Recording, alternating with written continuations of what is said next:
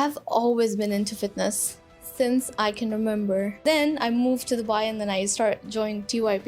It was amazing, honestly. You were strict. Being strict is good. If you are hurting people, not just the people who are Muslims, but the people who are from other religion as well, all this, your prayers and everything is just a waste. I had a brain injury. Apparently there was like 99% chance of not surviving, but that 1% chance, probably it was my mom's prayers. The Manal I know who's sitting in front of me wearing hijab. So how did this happen? So basically what happened was,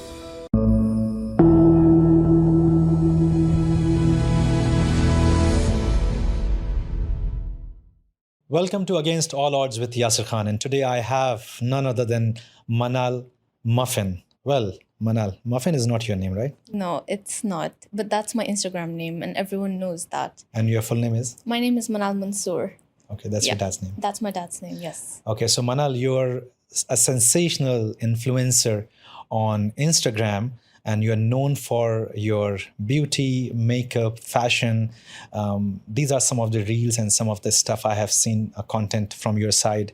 And you are very successful, alhamdulillah. And the best part that you are very, very young, right? So tell me about it. Like, tell me about this world and this lifestyle. Okay, first of all, thank you for that introduction. I stumbled upon this by accident, honestly.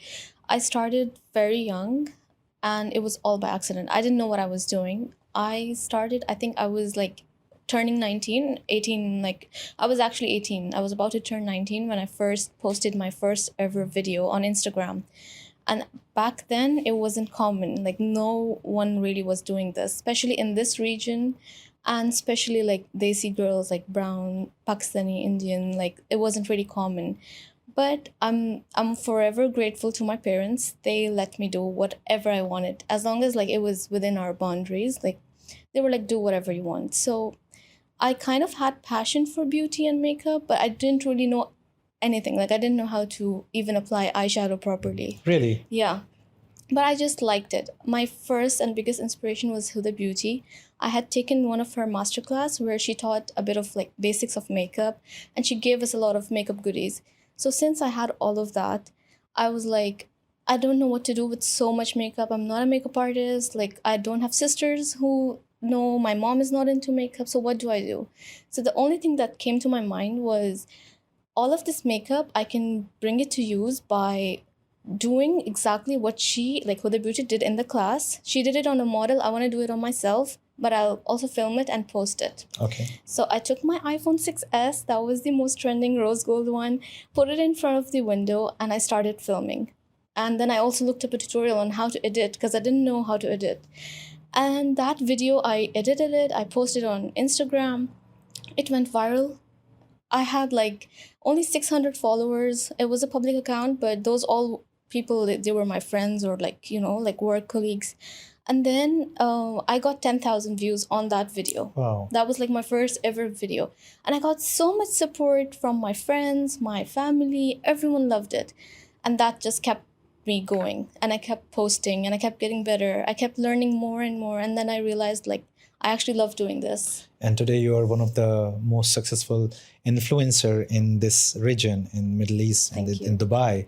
And you have done so well in such a short time, which is really commendable. I really appreciate that. Thank you so much. It's amazing.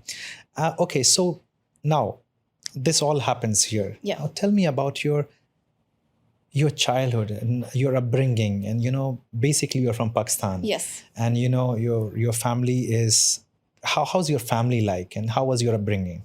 Okay, so I was born in Pakistan. I'm from Lahore, so I was born in Lahore. And my dad had been living in UAE, Dubai, for quite a while, even before he was married. So he was working here, but then he got married and we were born there. So he was here and in Dubai, and my mom and my brother and I were in Pakistan.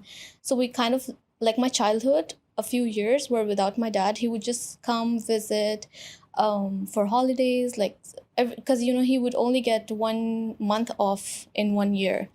So I would see him only once a year. but that time used to be like the most special one. So I spent most of my childhood, like the first 6 years, without my dad.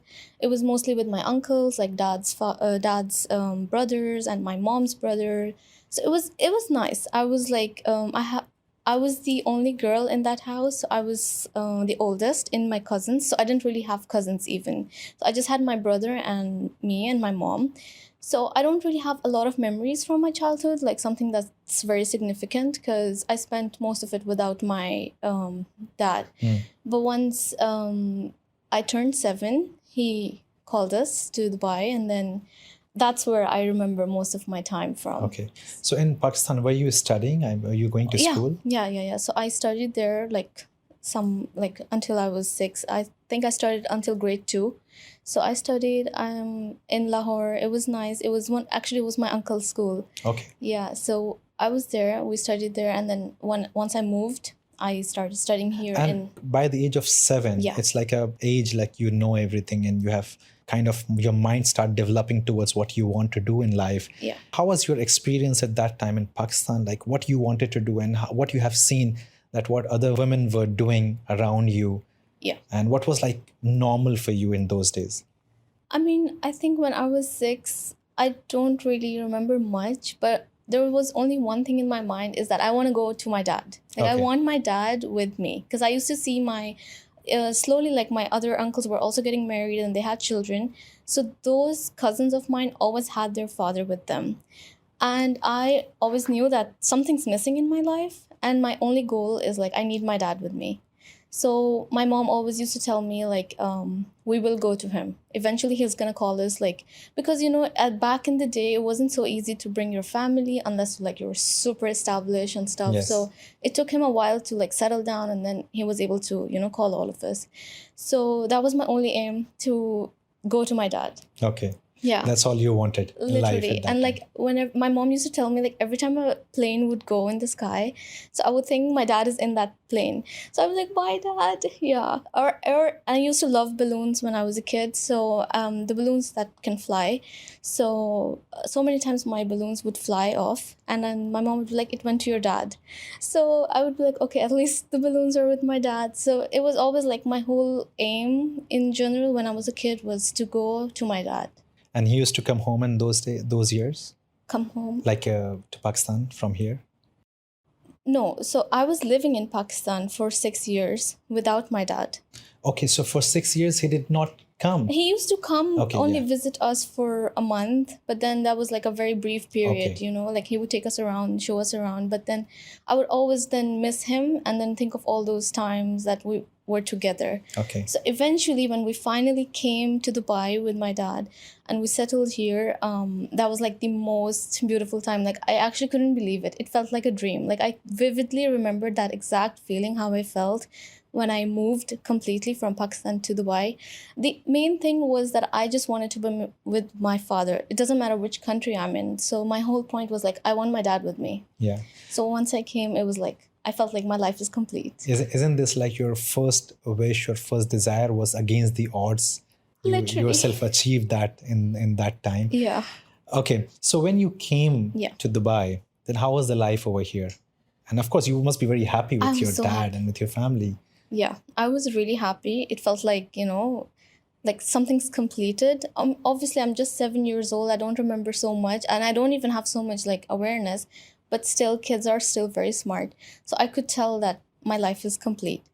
But next, like my parents, they were always about education. They wanted to make sure we get good education. So they were always looking for like the best schools for us here. So I kind of missed 1 year during that transition. When you come from Pakistan, you find a new school and all of that.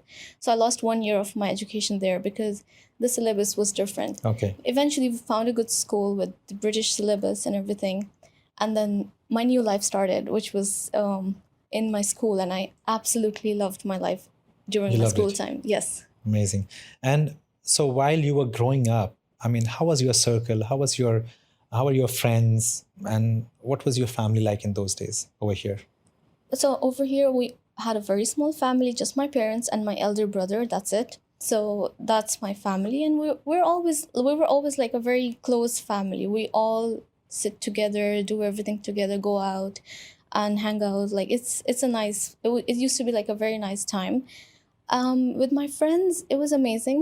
I only had school friends, so our friendships used to like last in school, and so I found like two, three best friends, and then I'd go to their house, they'd come to my house, sleepovers, the girls' things.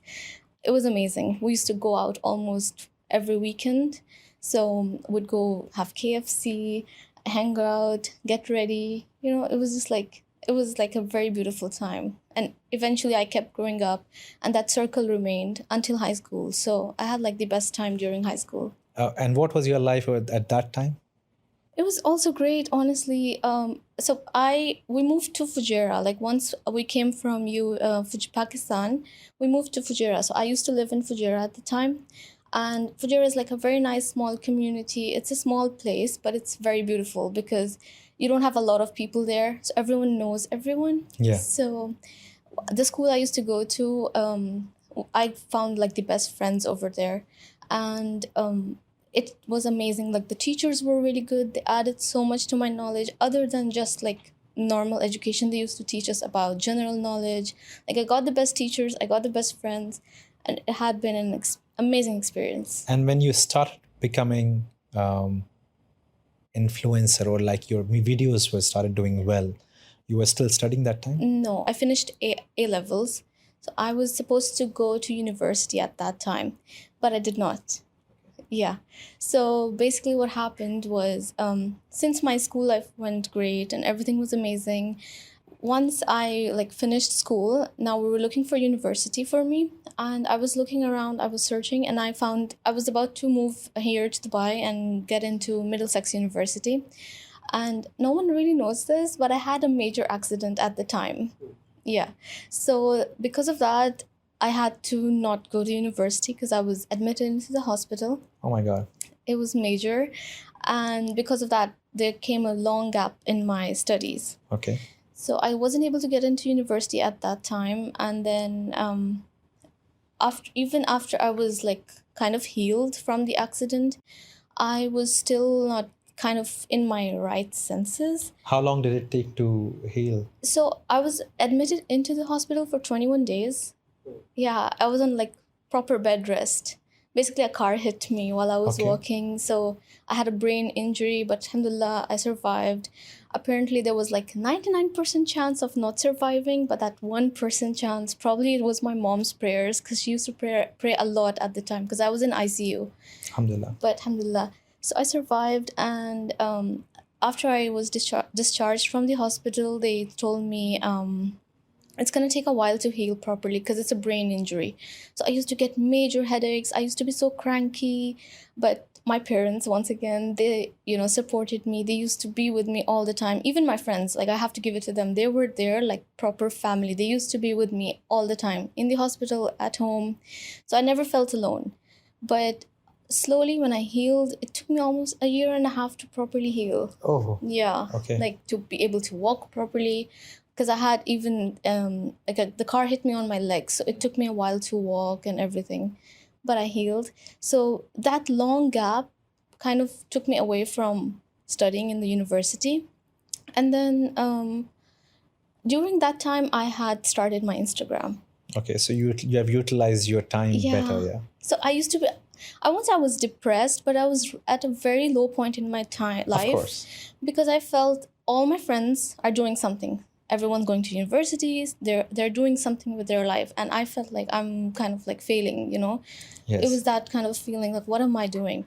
So my mom, she always felt like, she used to have so much empathy for me, like, she used to feel bad for me. And then one time I asked her, like, I want to go to this masterclass by Huda Beauty. That class was expensive. It was 4,500 dirhams. Yeah. And I just asked slowly to my mom, like, can I go? And she was like, she thought about it and she surprised me with it. So she was like, she felt that I have not been able to do anything. So maybe like, let's just gift her this. So I think that specific thing changed my whole life. So that's kind of like, yeah. Why that masterclass is connected to your influencer career? I actually tell everyone this story all the time. Because if it wasn't for that specific masterclass, I wouldn't have started makeup. And my influencer whole journey, like my, if you go through my page, not anymore, but if you go through my page, you would know it's all about makeup, beauty, and fashion. And the only reason I started getting into makeup is because of that masterclass. Like, I had so much, because prior to this masterclass, I didn't really have makeup. But in this masterclass, I got a big goodie bag with so much makeup, which I had never seen. So that makeup led me to start making tutorials, getting into makeup, and then learning more about it. I feel, to be honest, I feel like you have got such success because the kind of a person you are very kind and very humble. Because after reaching where you have reached, still giving credit to that master class where you actually have paid the Yeah. money. It's not like they paid you and they call you for that. And today there are many people who actually join, these classes or courses or programs where they succeed, they achieve a lot, and they never give credit, or they don't say that I am where I am is because of that. It's a very good thing. Please be the way you are. It's amazing, because it's always, whenever you see good and bad outside in external life, it's first, it's from inside. That's It's very just true. reflecting. Yeah. Right. So if you meet all the good people in your life because you are good, that's what I always tell myself. I believe that too. I constantly keep meeting people, amazing people, the people who work for me, the people who I meet, friends, or who I come across. I usually don't have close friends and all, but acquaintances or the clients or my working partners. They all are amazing, beautiful people. The reason I have realized, because I always see the good side of people, what is good in them. How can I, oh wow. And I get excited like small kids. Oh wow, this person actually knows this. Amazing. I didn't know this. So of course, I mean, you have a great talent. I have seen many of your videos on social media. I follow you on Instagram. But of course, I have nothing to do with makeup, but I always, to my sister or to my friends, I always suggest, like, look at her, what she's doing. If you want to pick something from her, you can. Thank you can you. always do. Yeah, which is amazing. And the best part is, like, the way you do it. It's very natural. Yeah. Yeah. Okay. So tell me, once it start getting from the master class, and then Okay, what happened? so this is why, like, taking from where you said that I still credit the masterclass, it's because if it wasn't for that masterclass, I wouldn't have, done anything, because I didn't even know what makeup is. That gave me a push, and then I slowly started watching YouTube tutorials of other creators. Like, there used to be like a lot of beauty creators creating amazing content on YouTube. So I would literally put my laptop next to me and put my camera here, and I would follow that video step by step and do it exactly like them, and then post my look on Instagram. And I still am, but at that time, I feel I was really, really passionate about what I was doing. Every single day, I would sit, create something, upload. Like, there was not even a single day I wouldn't post. Like, it was nonstop.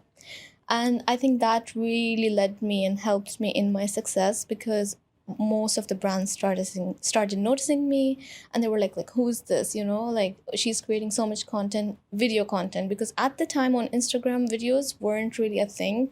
People used to post pictures. I Yes. used to post videos.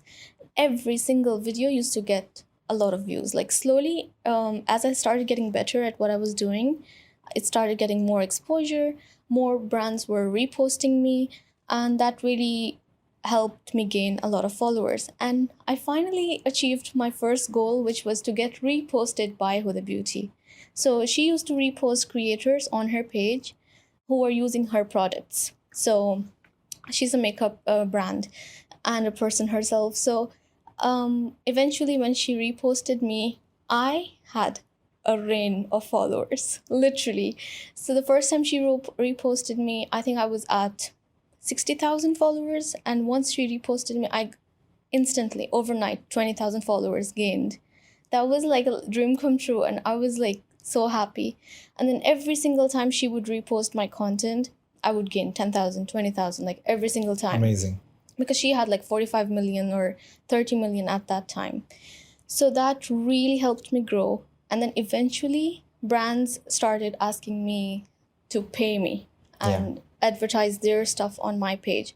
And that was something new. I did not know that And you that's how can. it started. That's how I started getting paid through my content. That's how I like got monetized. Before that, I was doing everything free of cost. I didn't even know you could get paid. Like I thought if you get free gifts, that's all you get. But eventually I understood like this is a whole career, and that's how I built my career over. Yeah, so you just created your own opportunity, right? Yeah. And you just created like your path and your way. Yes. I think, yeah, Huda, she has done like amazing when it comes to business. And though I don't know much about the makeup again, I don't know the variety. I'm to be honest, not even ABCD. But as much as I know about her business ethics and strategies, that has really worked well. And I think I have full respect for her when it comes to achieving such high level and, promoting people.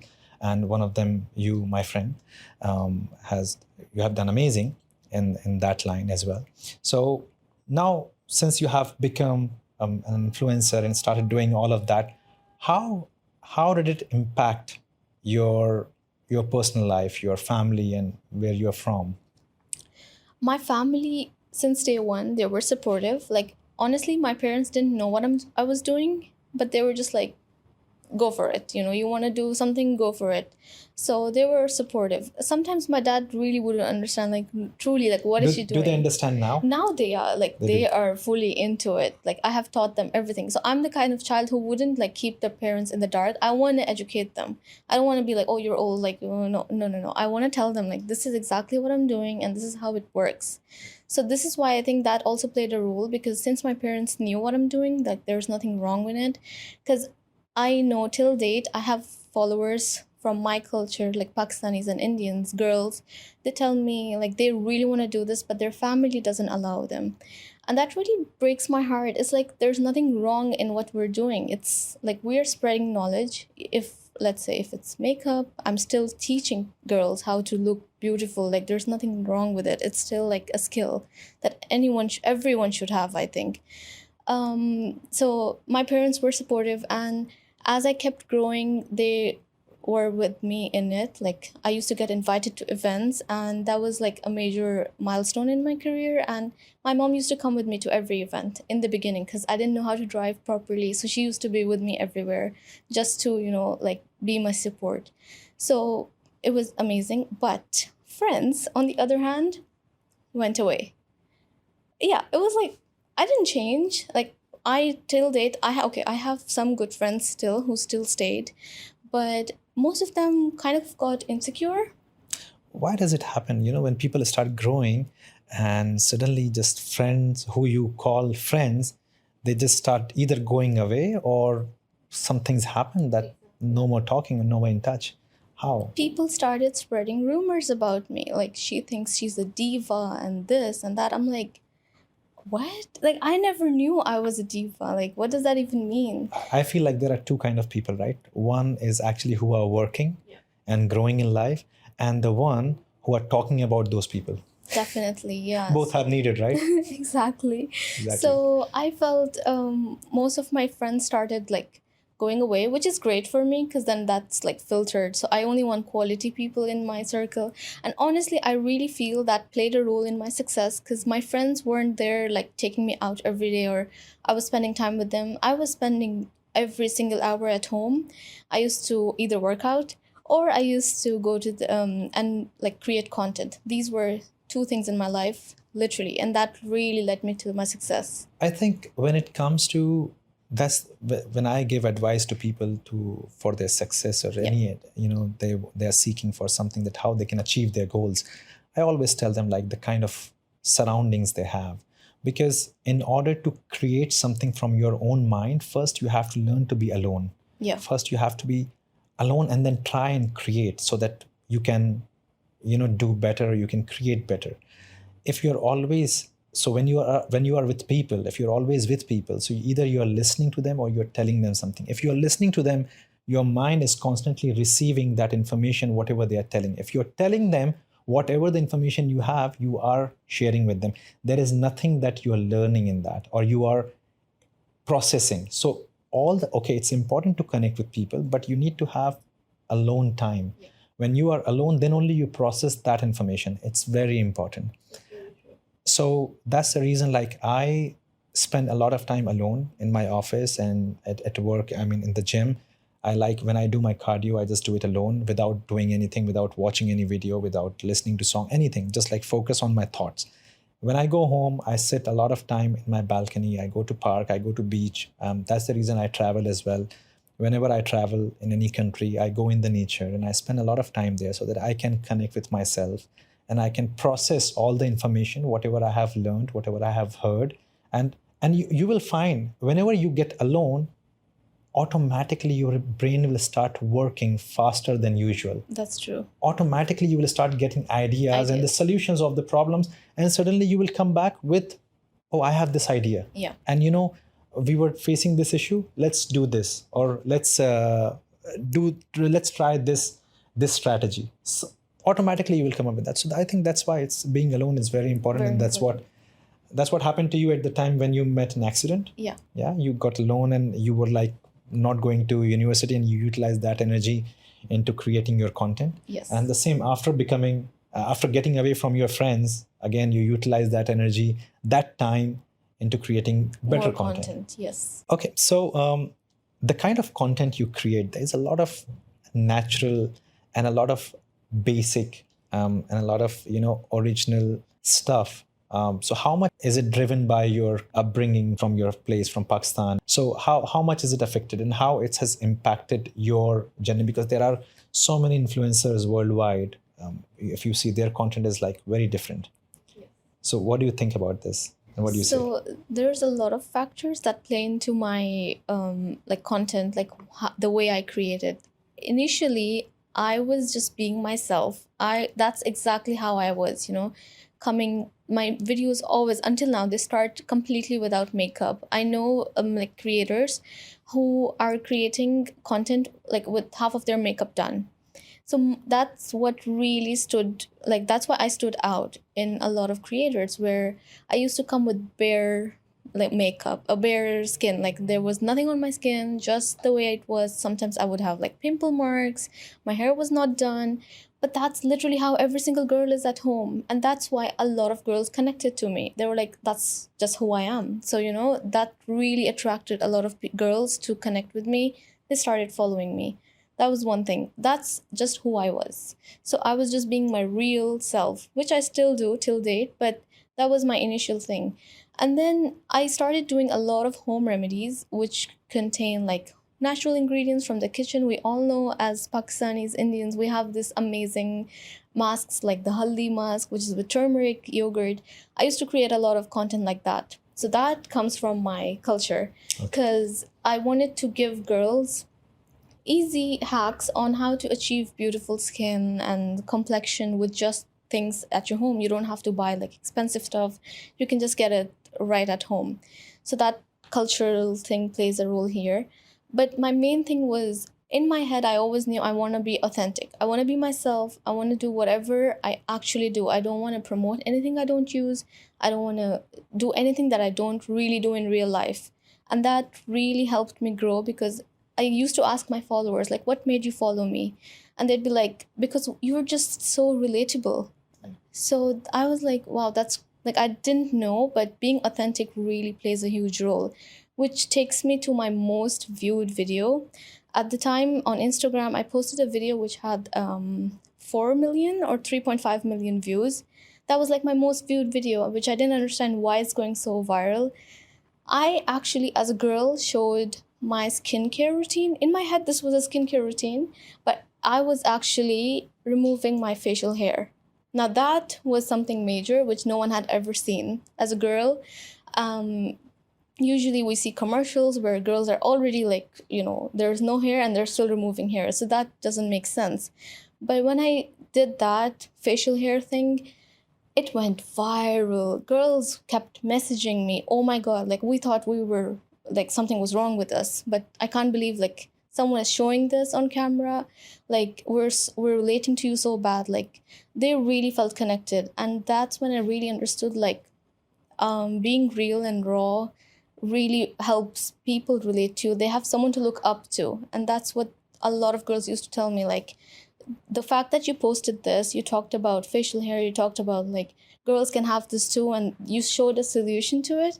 It was crazy. Then I used to show my like facial hair removal with laser. So until now, I get questions about it, like, how are you doing it? So at the time, girls were not being so raw on Instagram and social media. It wasn't common because social media was all about this beautiful luxury life and makeup, and like you're perfect. Every girl is perfect. But when I started posting these kind of things, literally it became a trend, and girls then started posting about their struggles, like their pimples or their facial hair and stuff. Very well. So Very well said.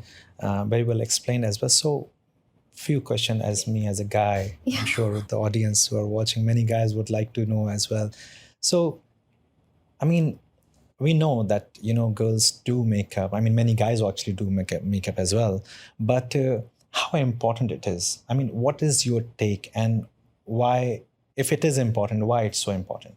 I personally believe everyone is beautiful just the way they are. Like that's my always like that has been my thing forever. But makeup is a skill which I believe everyone should have. Even men, if they're not doing their makeup, they should know how to groom themselves. It's very important. It's even a part of our religion to have hygiene. Like hygiene is like such an important factor. So if you're not grooming yourself, you're not looking presentable, you're not looking good, it really takes away from your personality. Like imagine you go to an interview without grooming yourself, you're definitely not getting the job. So makeup is, to me, enhancing your beauty. Okay, when you have a wedding, you will definitely go for like heavy makeup. You want to look like really dolled up. But in general, I think makeup is really important because first, it gives you confidence. It makes you feel good. Like literally, for me, for example, like I know I'm beautiful without makeup, but I also know if I apply makeup, it gives me this extra boost of confidence. Like when I apply my mascara, I just feel I'm like, this is it, I'm ready. So for me, that's what it is. And I think every girl, they shouldn't rely on makeup. Like I can't live without makeup. That's just how I feel. Like for me, so many days I go just with my sunscreen out and that's it. Like I don't want to apply anything. But makeup is important. It really adds to your beauty, and it's a skill which everyone should have. Yeah, Everyone should have. I'm sure it is. And we have seen so many of these videos and the reels. I mean, they have said like, oh, this woman lied about her looks, like she looked something completely different after makeup. And when the guy realized that her reality is this, he's like given up on her or like left her. Yeah.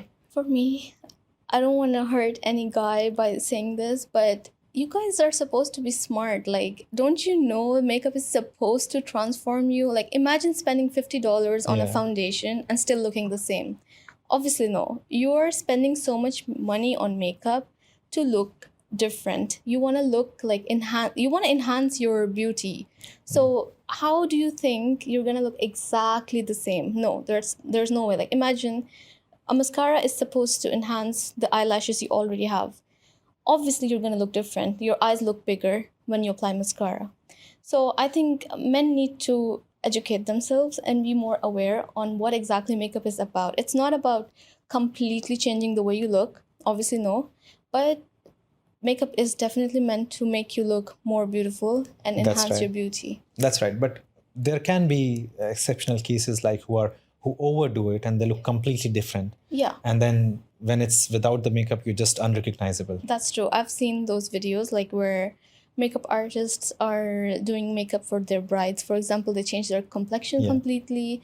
That's wrong. There are like sometimes like if you meet a bride in the marriage and then if you meet her, which maybe you're just like one of friends or some, you have never met a bride, but if you will see her in normal life and you're like, have I gone to like the same marriage? Like this is the same girl?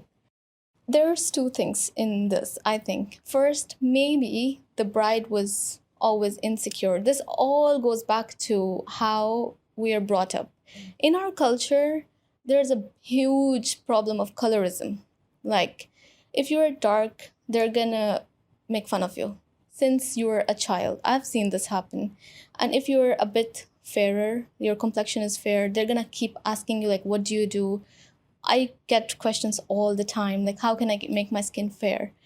And that all takes us back to our culture. We are promoting fairness a lot instead of loving yourself just the way you are. Yes. And that takes you to the day you're becoming a bride. When you're a bride, you've heard this all the time. Oh, you're dark, you're not pretty, you have to look white, you have to look more fairer to look beautiful. That's why so many times the brides can end up asking, make me look white, I want to look beautiful on my wedding day. When in reality, you are beautiful just the way you are. You just have to accept yourself and love yourself. But our elders, people around us, they used to bully, like, oh, you're dark, you're not pretty. I've seen that happen until now to their children. They say that, and it hurts me. Like they will make fun of them, like, "Oh, Kali, like what? It's a child." So that's why on their wedding day they would probably want to be like, "Oh yeah, make me white. I want to look pretty on my." That's how I think the subconscious mind has been designed, Yes. has been trained by all the marketing, because there are many products. I'm sure you must have Yes. heard and you must have seen in our childhood. I mean, in my childhood, at Yeah. least there was, when I was growing up. Now, not anymore. That it starts with fair, Yes. fair and something, something, whatever. So, I mean, how the product can start with that itself is racism. Itself is like you're defining Yeah. that how to be that color and how to add into you, and why the brown is not good enough, the black is not good enough. Exactly. And I think it's understanding who you are and what you are. Yes, I understand you should, the acnes are there, and there are certain scars, there are certain things that yes you should avoid, you should Work hide on- it, and you should yeah. work on it, because that will make you look better and beautiful, and enhance your features, but not like the change the whole skin color, right? I know girls, there is sometimes because of all this subconscious, like, it's in their head that fairer is beautiful.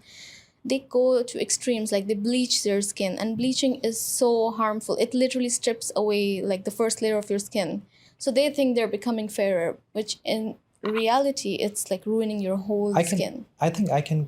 I don't know, I have not done the research, but I can guarantee that if you will go back in time and if you will do the research and if you will try and find out what are those companies that started these beauty products at first and where they belong to, then you will get the answer that why they promote that particular color of the skin. Yeah. And that's what I'm saying. Like, as I said, like, I can be wrong, so please don't take my word, but you can do your own research and you will find out in the end that why it is the way it is. This is why I love this era which we are in. Everyone is so unapologetically themselves. Like Yeah. they love themselves just the way they are.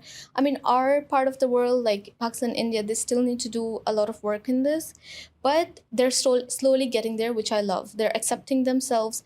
You have to own your complexion just the way it is and make it better from there. Like how to become more glowy, how to make it an even skin tone, not lighten it. No, Exactly. that's not Yeah. the way it should be. That's like you're not accepting yourself. That's literally who you are. The fact that you're not accepting your own complexion is wrong, but you want to learn how to make it better. You want to look more even and more glowy. That's Yeah, important. I think like you need to look fresh, and Exactly. I believe yes, there is a biggest thing is like even I get these dark circles or something like under my eyes when I overworked or I underslept or something, so these are the things which people needs to work on. Exactly. Many people have always like kept telling me, my family also, like, put something under your eyes and then you will feel better. I feel like since I have started doing ice baths, so I just put my head down in the end, and then I feel better after that, and my eyes are like glow right It's after true. that. Your niche is like the makeup and the lifestyle, fashion. So how do you manage these two? My main thing used to be just focusing on beauty initially. I just used to post beauty tutorials every single day, skincare or beauty, like makeup, skincare. And then slowly I started realizing like I need to add some variety. So I started posting a bit of fashion here and there, like what I'm wearing. Because people used to ask me all the time, like, where did you get that dress from? Where's the bag from? So then I realized, yeah, people are into this as well. So I would post that here and there, but still my main focus is beauty. And you started posting about food as well. So food was on TikTok. When TikToks initially started, Instagram, not really, honestly. Instagram on stories, I talk about food a lot. People know I'm a huge foodie. I try out every single food place here in Dubai. but I don't post that on my page. I want to keep my page just like one specific category or So two. why did you decide to not to post on food? Honestly, because when you post so many different categories on your page in terms of work, like professional work, it confuses your audience. Like, what exactly is she doing? Like, is she a makeup influencer? Is she into food, or is she like fashion? Like, it just clashes.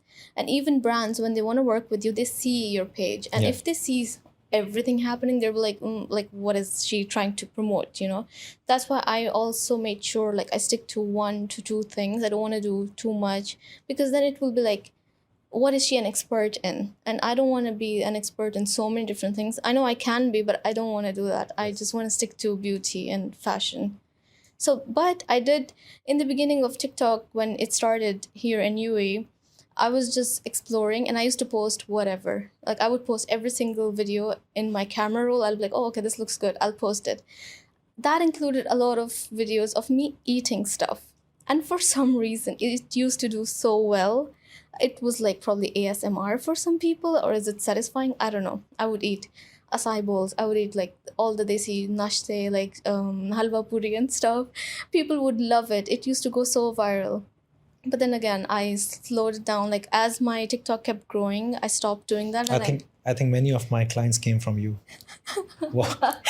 and I mean, probably, but I stopped doing food because of that reason. Because I was also gaining weight. I'm like, no, I don't want to keep Yeah. eating in front of the camera. So I stuck back to like makeup and beauty on TikTok even. So Yeah, I think I mean, no hard feelings towards the food bloggers, but many food bloggers have come to me for their weight loss or for their transformation Yeah. journey, and they have realized that, of course, they have chosen a path and a line, which is they are constantly gaining weight because Yeah. they have to taste, and they get like free invites, and everything is free, and they're getting paid. Some Yeah. of them are getting paid also for this, so it's just taken them completely in a wrong way. And the thing is, like, when it comes to nutrition is something, if you when you are controlling your diet, when you're trying to follow a plan, and if you maybe just taste it, when you get that taste, you end up eating the Oh, whole yeah. thing, I know. and you would not stop. And now in that case, if you are, for an example, if you're a little depressed, or if you're a little angry or anxious or something, or like anything which is a little negative feeling you have, you will just end up eating that more and more. So okay, after when you became quite famous and then you started building the brand, what were some of your issues that you have faced and difficulties at that time? I won't say I faced something major, honestly. Like, I'm very happy with how everything went. Like, I try to see the positive in everything. First of all, like the fact that I was able to grow like super fast, that's something I'm grateful for. I got verified on Instagram like very quickly. It was like in a few months. I started in January 2017, I got verified in December the same year. Wow. So it's like that's how fast I grew. And people were writing articles on me, like I was getting awards and this and that. So I was grateful. I still am. So I don't think I really have any complaints or any kind of difficulties I faced. I'm very happy with whatever I had and have. And even though I had like some ups and downs in my personal life, which kind of affected my growth on Instagram, I'm still grateful for it because it made me who I am. So I'm very content. Oh, that's great. And how about some of the most, let's say, memorable, and where you actually felt, wow, you have achieved, and wow, what a brand is working for you? So some of those moments, if you can share. For me, firstly, the first moment when I got verified, major. That's like a huge thing for me because I didn't even know, like how am I getting verified? It just one day just popped up on my page randomly. Because at that time you couldn't apply, you couldn't do any of those things that you can do now. So I wake up one day, I saw my page and people were congratulating me, and I'm like, what is this? So that was major. Also, like when the first time I got a free gift from Huda Beauty, so there's a thing called PR list. So they add big brands, they add you to their list of influencers who they will send their newly released products to. So in a way, we're like their marketing tools. So every time they launch, let's say she launched a new concealer, she'll send it to like tons of different influencers and they'll talk about it. So we get it for free, but we post about it on our pages. So when I first really received her lipsticks, it was lipstick. That was a moment for me. I couldn't believe that I achieved. It was like a full circle moment. Like, you know, I went to her class and now I'm in her PR list, major. So that was also one of the biggest. And the most recent was when I went to London with the Meta team, the whole Instagram team. I went with them to London. It was their Creator Week in London. A huge, because I started with Instagram and now they're taking me with them to London is huge. And I was the only Pakistani there from Dubai. Amazing. Wow. So it felt amazing. That's beautiful. I mean, see, your passion is taking you to places. Thank you. Yeah. That's great. Okay. What are some of, for my personal knowledge, what are your favorite brands? Ooh, it's a hard one. So Huda Beauty for sure. Number one. I love her products. I love her as a person. I also love NARS. What is NARS? NARS is a makeup brand. Oh. Huda Beauty is a makeup brand also. I love a lot of skincare brands as well. I love Glow Recipe. Glow Recipe. Yeah. Nice. Nice names, right? Sunday Riley. Okay, I know it will Yeah. sound very funny. Sephora is not a brand, makeup brand, right? Sephora is like this main. A place. All Yeah. the different brands. Exactly. But Sephora has their own brand as well. Oh, really? It's Okay. called Sephora Collection. Because that's one which I have seen like in every mall here in Dubai. Yeah. Sephora. Sephora. Yeah. One Yeah. more I know, MAC. MAC is also a makeup brand. Yeah. And L. I don't know. No, I don't Was think it- so. But I mean, you have good knowledge being Is a it? guy. Yeah, like Sephora. At least you know what Sephora Come is. on, Sephora, like every mall you go, That's true. it's such a big letters are there, Sephora. Well, anyway, to be honest, like we're not promoting brands over here, but still, it's, I think, I know from your video, a lot of women will watch, a lot of girls will be Yeah. watching. At least they should know that we guys know about brands. Huh? It's That's it's not like we are unaware. How is your connection? Let's say like when Huda posted about you, did you meet her again after that? I've met her like 5-6 times after that. Amazing. So even that was like a huge moment for me. I think after I went for the masterclass, I got the first invite to one of their events. And I think after 3 years of being an influencer, I think I received an invite to their event in 2019, so 2 years. So it was a launch of one of their products and I saw Huda and I was fangirling because it was like, and I went and told her exactly the full circle moment. Like I told her, I came to you in 2016, I did your masterclass and I'm here now because of you. Nice. And she always like recognizes me now because of this, because I've told her this. So she's also like very happy for me and they're also very grateful for all the support I've shown them over the years. So I met her like a couple of times after that. So it was also a very nice moment. We did a lot of talking about the makeup. Let's Yeah. talk about fitness now. Okay, sure. Okay.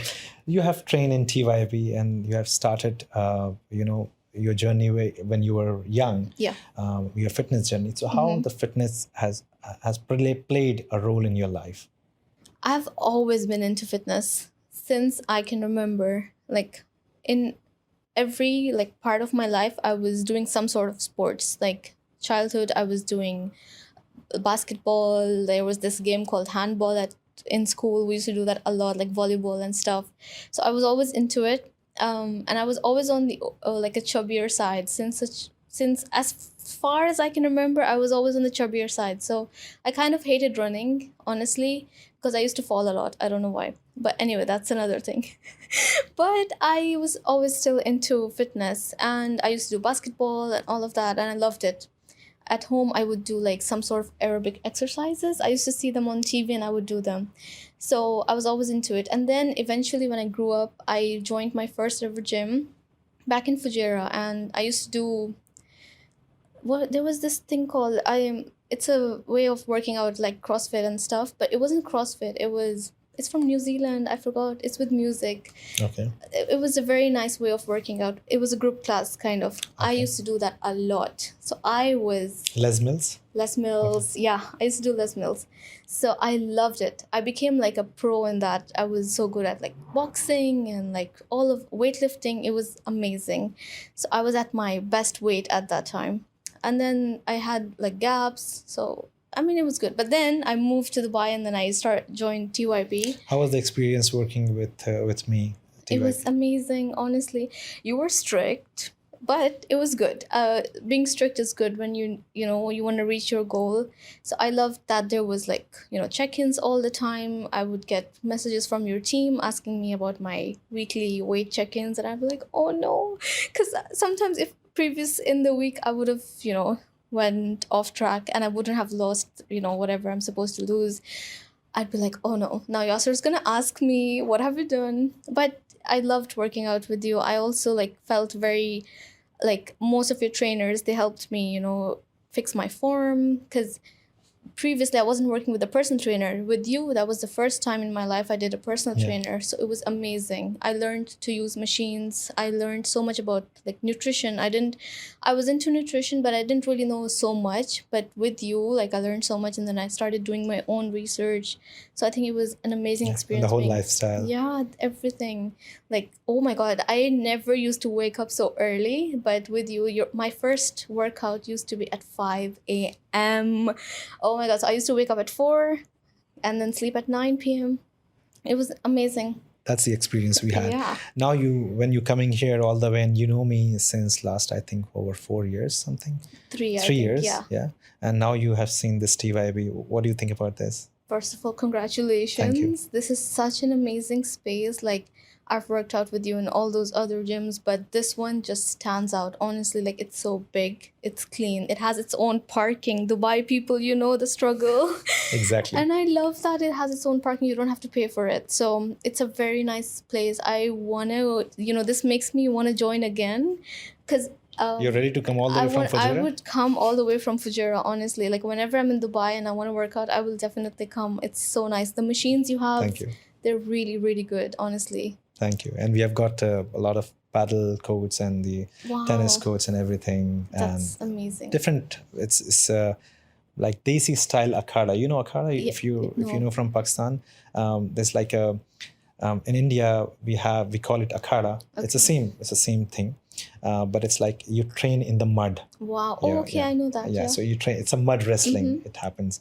Of course, your brother can join for that. Wow. That would be amazing. We have a separate CrossFit area outside, and we have the group class, the separate boxing area. Wow. Group class is very unique, and group class is very well designed so that it is not just Les Mills kind of classes, but you can actually do yoga or sound healing. The different Yeah. group classes you can attend there, and yeah, the whole gym and everything you can It's see beautiful. a separate female area as well. So yeah, now fashion and fitness, beauty and the makeup is done. Now the latest topic Yeah. on your page, in your personal life, in your professional life, everywhere. The Manal who met me over 3 years ago, she was not wearing hijab. And now the Manal I know, who is sitting in front of me wearing hijab. So how did this happen? And what was that So- turning point? Okay. This is the first time I'm talking about it. Honestly, everyone has been asking me, but I'm here talking about it for the first time. So basically, what happened was I was always very close to my religion, honestly, my faith.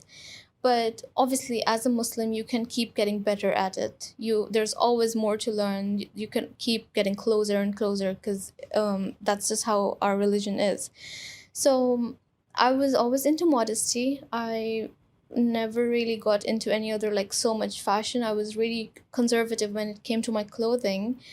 But in my head, I knew eventually I will be wearing the hijab one day, but I didn't know when. In my head, I thought maybe like after I get married or something. Like in my head, I just had that sort of a timeline. But I started getting more and more closer to my religion in the past few years. watching more videos, learning, reading hadiths, and I was just like, and I started watching and looking. It's just, when you're trying to get closer to Allah, there's a thing that if you take one step towards Him, He will take 10 steps towards you. That's exactly what happened. So since I was getting into it, I started noticing on my TikTok, I used to get a lot of videos about these things, about girls wearing the hijab, and then suddenly they change their whole lifestyle in the blink of an eye. And I used to see videos where they would say like, don't let your dead body be the first time you wear your hijab. And because I've lost one of my friend at a very young age, he was very young, and I know like death can come anytime. You can be 20 or 21, Yes. or so I did. Then that used to like hit me, like I don't want to be dead and then later regret that, oh, when I'm dead, that, oh shit, why didn't I do this like when I was younger or alive. So then, but still I couldn't take a step, because in my head I constantly kept thinking, what about my Instagram, what about my Instagram, like my whole Instagram is without hijab. Probably my work will stop because everyone knows me with this long beautiful hair, and now like if I cover it, my work might stop. You have beautiful hair. You have very long hair. I've seen Yeah. it before. Yeah. And now they, like at that time, like they had grown like really long, and I used to get campaigns just for hair specifically, because obviously they want to promote their shampoos and stuff. So it was like I couldn't make that decision. It was taking everything out of me. But then I was like, life is all about sacrifice, and this is a temporary world. I mean, eventually we'll die, and what's the point? What is the point of like, the worldly pleasures? But still, I didn't take that decision. And then eventually, Alhamdulillah, Allah calls me for Umrah. And I went like in the beginning of this year in January with my parents. My life changed over there. Literally, that was my first ever Umrah trip.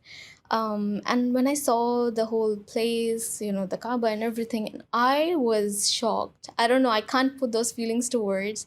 That was like the best feeling in the world, honestly.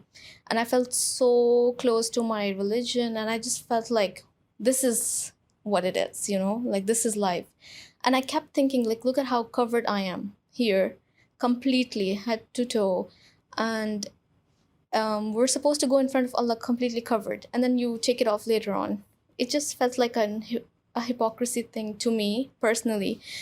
So then I made up my mind that when I come back, I'm beginning it. That's it. I can't, it just didn't feel right to me that while I'm doing my Umrah, I'm wearing it, and later when I come, I take it off. No, it didn't sit right to me.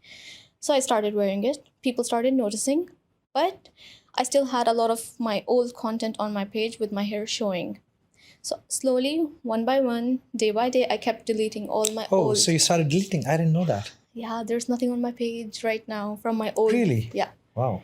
That's one of the most biggest steps I've taken, honestly. But I know what I did it for. Like, it's for a bigger cause. I'm doing it for my, for Allah, actually. Like, I want to make Him happy. So eventually, like, when I die, there's nothing on this earth of me that can, get me into problems later on. So I slowly started deleting my posts, which showed my hair. There was a lot of music. So and then I started posting covering myself. Amazing. And yeah, Amazing. that's So how the it turning started. point was actually when you went to Umrah. Yes. Which is beautiful, mashallah. And thank you for sharing this. Thank so, you. when you were thinking about, and have you lost a business and, like many Okay. campaigns when it comes to So hijab? that's the fun part. This is what it is. You keep thinking, or probably when you get closer to your religion, or, when you're starting to cover, maybe these are all the worries you have. But someone also commented this, like one of my followers actually said, like, when you give up something for Allah, like He will reward you with something bigger. Yes. And Indeed. I saw it. After I removed those posts and I started covering, I have never received this many collaborations in such a short period of time. Like, mashallah. I worked with Sephora. I had not worked with Sephora before. I only worked with them for maybe like one time. But as soon as I started covering, I got so much work with all the brands I love. And they're all so happy to work with me. Like, nothing changed. So I was just getting worried for no reason. Amazing. Yeah. Amazing. Alhamdulillah. And what is the backlash you must have received from your No, followers or anything? honestly, my followers are the most supportive. They were so happy for Not me. even one person that anyone any said anything I to mean, you? some of them did, but I try not to focus on it. Like, okay, probably some of them were just So like how did you deal with those people? mostly block and ignore. That's my favorite thing to do, block. But sometimes when it really gets on your nerves, then I like take a little screenshot of their name, but I remove the name. I don't want everyone else to go and hate on them.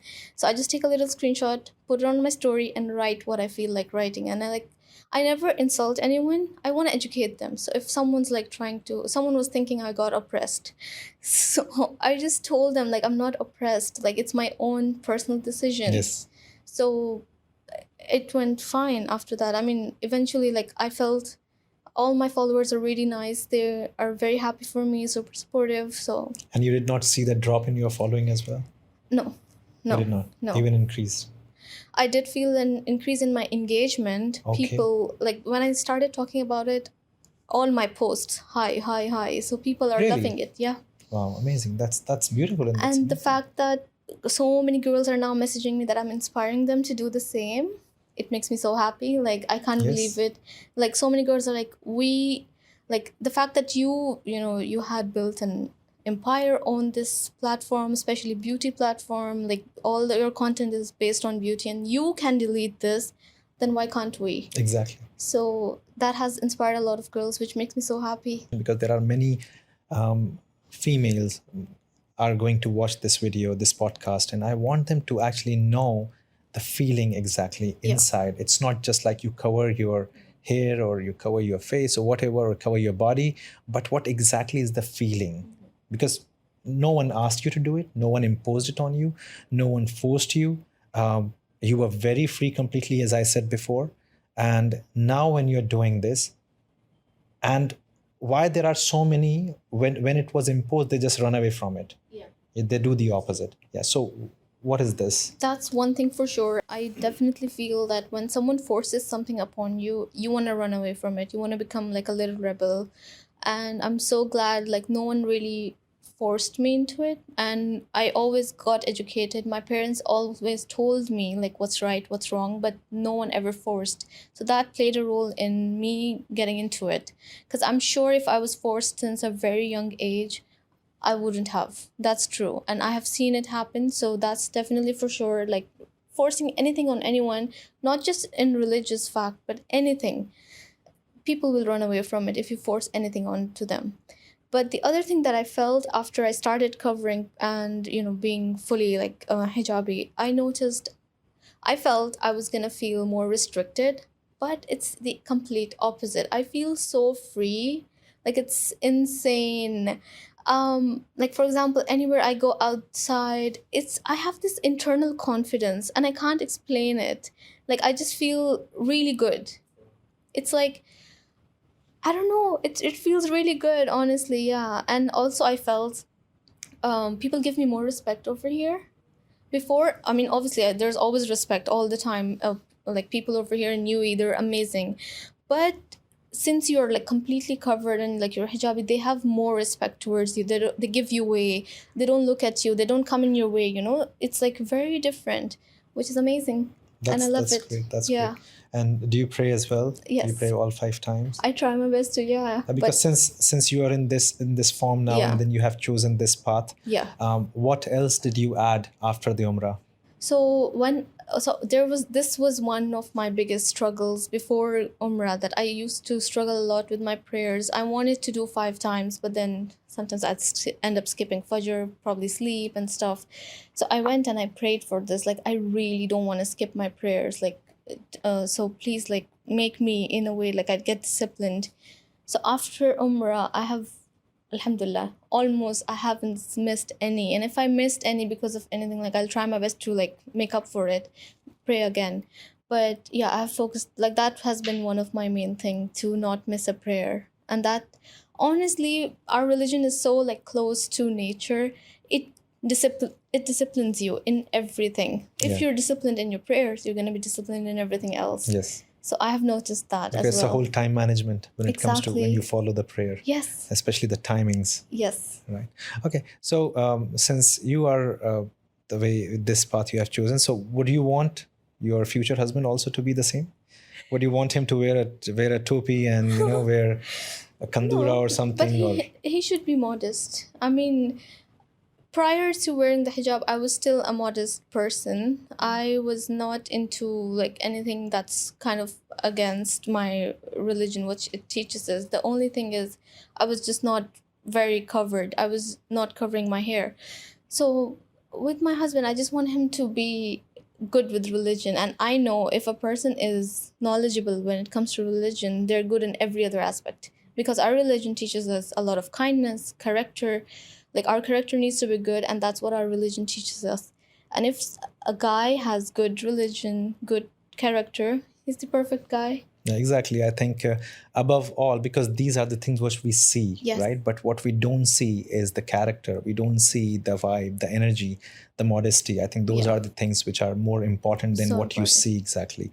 Because people can show whatever the way they want to show, but it's the consistency will define their character. Because you Exactly. cannot act in front of the camera or in front of the Yeah. people for that you can do just for a while, but what you are off camera and what you're doing in your personal life when no one is watching you, that's It your shows up. character. Yeah, Exactly. One of my friend was just talking to me about this yesterday, that our prayers and fasts and anything that we do, it's actually for us. It's our personal thing that goes on with Yes. Allah. Like no one really, it doesn't really affect anyone else. Like if I'm praying and or not praying, it doesn't matter to you, right? Yes. Like it's my thing. It's gonna help me in the future. However, how my character is and how I'm treating you is what defines my Yes. religion and what my religion is teaching me. So my character is what's affecting you. So for example, if I'm rude to you or I'm very unkind or being like full of pride, all my prayers are gonna go to waste. Yes, Because that is there in Quran. Exactly. If you pray all times and Yeah. if you say like I follow my religion 100%, but if you are hurting people, Yeah. not just the people who are Muslims, but the people who Anyone. are from other religion as well, if you are hurting them, all these your prayers and everything is Waste. just a waste. It Exactly. has nothing to do with people. So with people is always how you behave, how you treat them, and how modest you are with them, and how you take care of them, because in the end how you are useful to them. Yeah. How you Because make them feel. yeah, being useful is the most important thing. Whatever the way you do, whatever your work is, of course it's required. You always need to see first that how much is your growth in that, when it comes to financial, when it comes to psychological, physical, in all the aspects. But in the end it all comes down to how you are adding value to other people's lives, and that's the most important thing. And how you are, because I strongly believe, because some people, I mean many people who follow me, some are Muslims, some are Hindus, some are Christians, Jews, and from all the religion, because I respect everyone. And the same is like even some people who don't even follow any god or any religion. My thing, when I explain people, even my clients also, I always say, I consider, because we cannot describe God, we cannot describe Allah.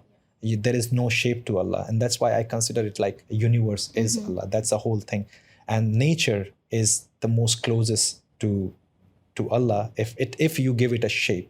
And now when it comes to that alignment with nature, the more aligned you are with nature, then you will automatically start adding more and more value to other people's lives, because we all are a part of nature.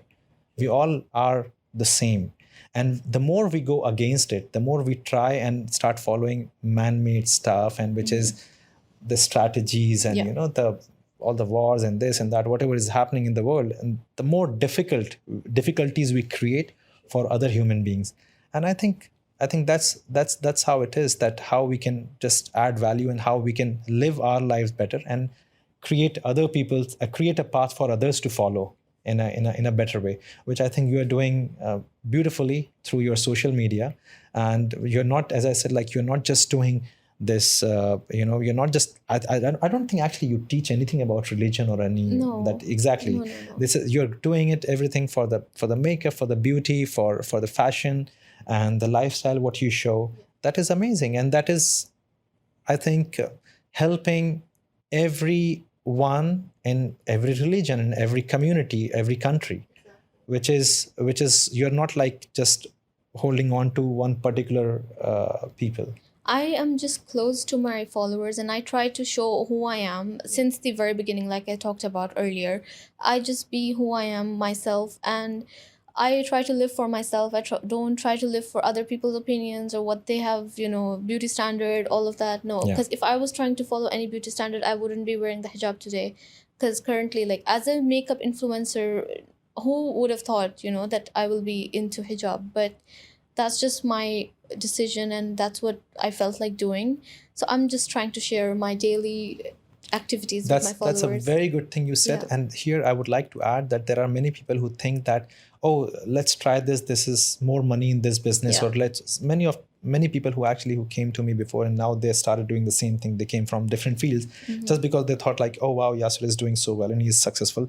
But that's the thing. So for an example, if you go to someone who is, for someone like you who since the beginning you are just doing one thing, just the makeup, maybe I'm a guy, I don't need to do the makeup for myself. I don't require it, but maybe right now I don't require it, but tomorrow maybe when I have my wife or my mother or my sister, anyone required, I'll come to you because I trust you more. Yeah.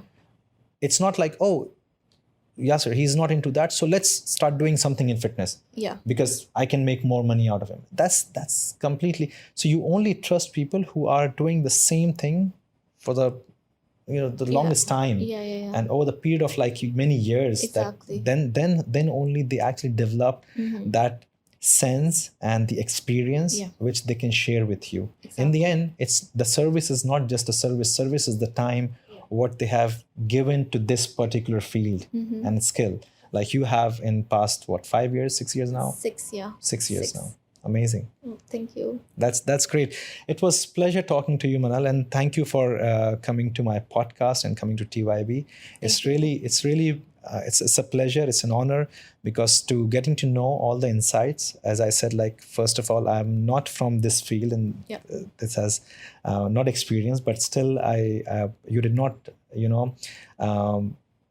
made me feel that, oh, I don't know anything, but I think I have asked you quite good questions and I got to know a lot, so thank you for teaching me all these things. I'm so glad. And you have shared such an amazing story as well.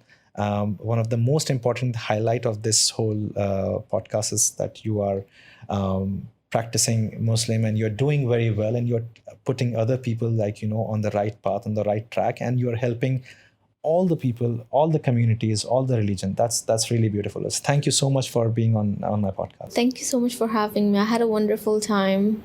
Thank you. Thank you.